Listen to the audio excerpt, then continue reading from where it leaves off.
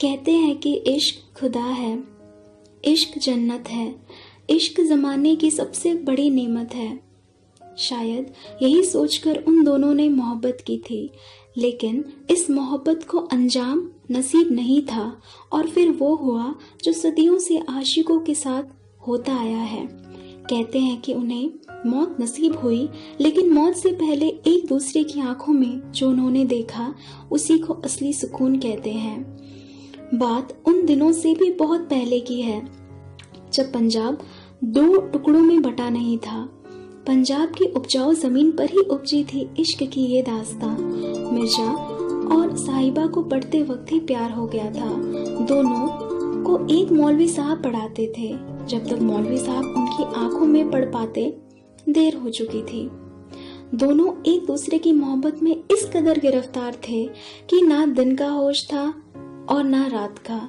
सोते जागते इबादत करते सिर्फ एक दूसरे का ही ख्याल उनके जहन में रहता।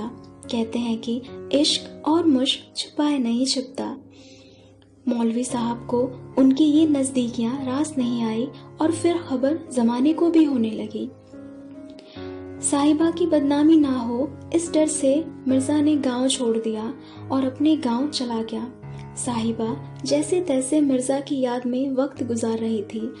इसी बीच उसके माता पिता ने उसकी शादी तय कर दी। साहिबा ने मिर्जा का संदेश भेजा कि वो उसे ले जाए। मिर्जा साहिबा को लेने पहुंचा और घोड़े पर उसे ले भागा। कहते हैं कि मिर्जा जितना बढ़िया घुड़सवार था, उससे ज्यादा बढ़िया तीरंदाज था। मिर्जा और साहिबा को लेकर निकला तो बारात और साहिबा के घर वाले उसे देखते रह गए। कोई उसे ना तो रोक पाया ना ही पकड़ पाया। रास्ते में मिर्जा की मुठभेड़ एक पुराने दुश्मन से हुई, फिरोज। कहते हैं कि उसने फिरोज को मार दिया और इस खून खराबे को देखकर साहिबा डर गई। वो जानती थी कि उसके परिवार के लोग और उसके भाई उसे तलाश कर रहे होंगे। वो नहीं चाहती थी कि खून खराबा हो। वो नहीं चाहती थी कि मिर्जा के हाथ उसके परिवार के खून से रंग जाए। उसने मिर्जा से निकल चलने को कहा, लेकिन मिर्जा को अपने तीर कमान पर अभिमान था। उसने भागने से इनकार कर दिया और एक पहाड़ी पर चढ़ साहिबा के भाइयों का इंतजार करने लगा। रात होने लगी तो मिर्जा की आंख लग गई। साहिबा मिर्जा से अनुनय विनय करती रही, चलने को कहती रही, लेकिन वो नहीं माना। उसके पास 300 तीर थे और उसका निशाना अचूक था। उसे भरोसा था कि कोई उसका कुछ नहीं बिगाड़ सकता, लेकिन होनी को तो कुछ और ही मंजूर था। साहिबा उसने परिवार को भी मरता नहीं देख सकती थी और अपने मिर्जा को भी नहीं।